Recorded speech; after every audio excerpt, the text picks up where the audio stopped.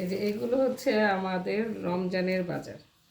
রমজানে কি কি এনেছি এগুলো দেখাচ্ছি।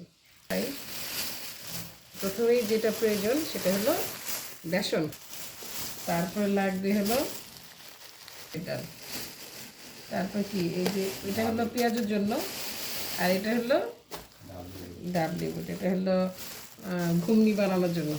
তারপর এই যে ছোলা, এরপরে কি, এরপরে শরবতের জন্য লাগবে চিনি, এই চিনি, এরপর হলো তেল, এরপর মশলা, হলুদ মরিচ ধনিয়া এগুলো, এরপর